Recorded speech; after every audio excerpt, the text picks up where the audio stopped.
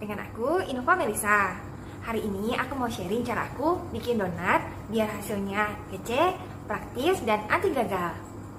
Oke, yuk langsung aja kita mulai. Oke, tips yang pertama adalah gunakan timbangan kova. Karena dia punya 4 unit pengukuran. Jadi kita tinggal pakai sesuai dengan resep yang kita gunakan. Kan ada yang pakai panduannya itu ons, ada yang pakai panduannya gram gitu. Nah, ini gampang banget tinggal disesuaikan. Cara pakainya gampang, tinggal taruh mangkoknya di situ, di atasnya, tekan tombol on, langsung aja taruh barang-barangnya yang akan ditimbang di atasnya. Ini benar-benar persis, jadi nggak khawatir kelebihan takaran, bahkan ketelitiannya sampai 1 gram. Teman-teman bisa lihat di sini, aku ambil sedikit, kurang 1 gram, dia bisa di-tag. Jadi nggak akan deh sampai salah takar. Menurut aku ini penting banget, soalnya buat pemula biasanya belum ada feeling. Ini bahannya seberapa banyak, takaran sendoknya juga ada yang munjung, ada yang sedang gitu kan. Jadi nggak bisa persis. Tapi kalau pakai ini persis banget, termasuk tepung-tepungnya, gulanya, semuanya itu persis banget. Jadi kemungkinan untuk gagal lebih kecil. Kali ini aku kan mau bikin donat ubi ungu yang di frozen. Jadi ini ubi ungunya aku halusin dulu ya teman-teman. Ini pastikan udah bener-bener halus biar nanti nggak bintik-bintik. Tapi kalau teman-teman suka yang agak bintik-bintik juga nggak apa-apa sih. Tips kedua adalah gunakan stand mixer. Kenapa? Karena salah satu tahap yang bikin donat gagal adalah pada saat mulai nih. Nah, kalau pakai stand mixer itu pasti jadi. Asalkan satu, tadi takarannya benar ya, ditimbang betul. Kedua, tahap masukin bahannya sesuai dengan resep. Yang ketiga, kita perhatikan betul teksturnya, apakah sudah kalis atau belum. Kalau 3 hal itu udah diperhatikan, otomatis jadi deh adonannya teman-teman. Nah, ini udah kelihatan rata ya teman-teman. Pastikan dia itu nggak terlalu keras. Kalau terlalu keras berarti kurang susunya ya. Biasanya di resep udah sesuai banget kok takarannya masing-masing. Nah, kalau udah rata kayak gini, saatnya kita masukin margarin dan sejumput garam. Jadi tahap-tahapannya itu persis kayak di resepnya. Teman-teman bisa perhatikan di sini, dia itu nempel ke hooknya, terus nggak mau nempel sama mangkuknya. Terus kalau ditarik-tarik gini udah mulur, ini yang dinamakan udah kalis elastis ya. Tips ketiga adalah gunakan pastry matte fiberglass dari GoTo. Kenapa? Soalnya ini bantu banget pas kita bentuk adonan roti ataupun donat. Dia ini punya 2 satuan, inci dan juga senti. Jadi kalau bikin adonan roti yang pakai panjang-panjang itu gampang. Permukaannya ini nggak lengket, terus anti minyak juga. Tadi adonannya itu nggak aku kasih apa-apa, nggak lengket ya ke permukaan ini. Tapi aku pakai tepung, soalnya aku takut adonannya nempel ke tangan aku. Bukan masalah nempel ke fiberglassnya ini. Fiberglassnya ini bantu banget pas kita nanti mulut-mulut adonan. Sekarang kita timbang dulu ya adonannya. Nah, balik lagi ke timbangan tadi. Timbangan ini penting banget supaya nanti pas bikin donat itu nggak gede kecil.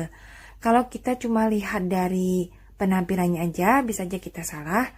Soalnya bisa aja adonannya itu udah sedikit kembang gitu. Tapi kalau ditimbang kayak gini akan lebih pasti besarnya nanti sama.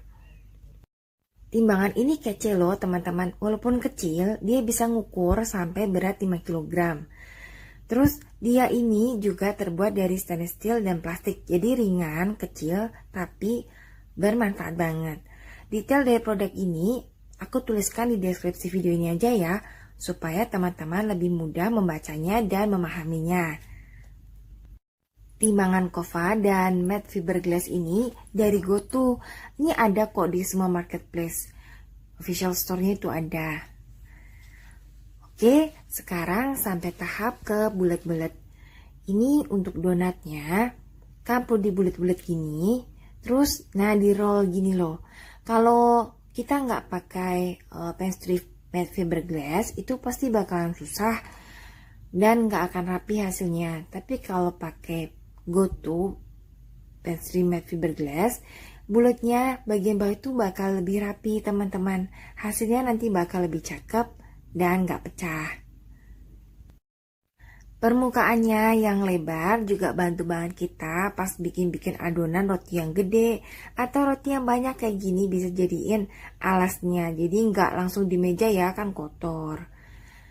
Oke, ini aku udah selesai bulet-buletin. Sekarang aku kasih taburan tepung. Terus aku tutup pakai lap lembab supaya nanti dia ngembang. Aku biarin sampai nanti dia ngembang 1,5 kalinya.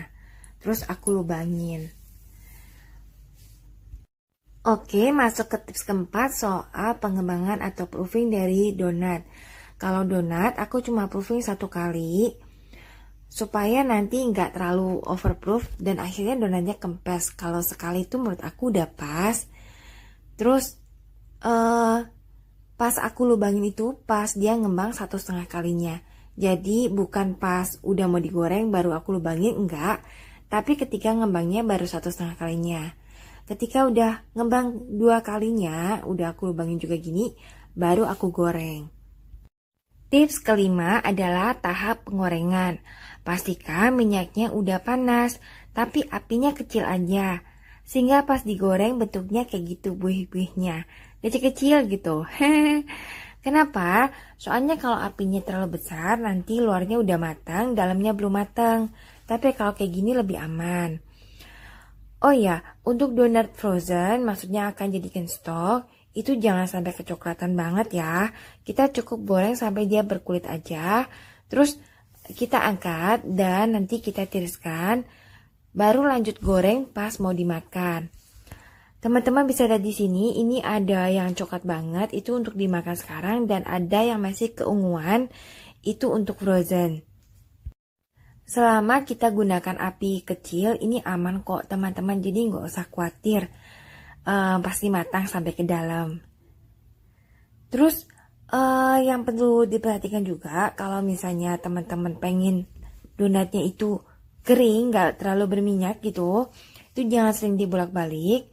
Terus gunakan minyak padat, bukan minyak goreng biasa ya, tapi minyak padat. Itu akan lebih kering hasilnya. Oke, ini udah pada matang, tinggal aku ambilin dan aku tiriskan ya teman-teman. Tiriskan supaya minyaknya pada turun, baru nanti dikasih taburan topping sesuai dengan selera. Kalau teman-teman suka pakai topping gula, itu bisa langsung dimasukin nanti dikocok-kocok gitu. Cuma sebelumnya aku mau tunjukin teksturnya jadinya kayak apa. Donat dengan resep aku ini, luarnya itu crunchy gitu, jadi kriuk gitu, agak kriuk. Dalamnya gini, tetap lembut kok teman-teman tuh. Walaupun cuma 1 kali proofing. Oke, ini donatnya udah siap disajikan. Tinggal dikasih topping aja, bisa kasih gula bubuk tabur gini, atau donat glaze atau apapun sesuai selera. Teman-teman, jika permukaannya kurang sempurna, itu teman-teman gak usah khawatir. Teman-teman bisa menutupinya dengan memberikan topping semacam ini. Oke, sekian channel aku hari ini. Semoga bisa diambil manfaatnya ya. Sampai ketemu lagi. Dah.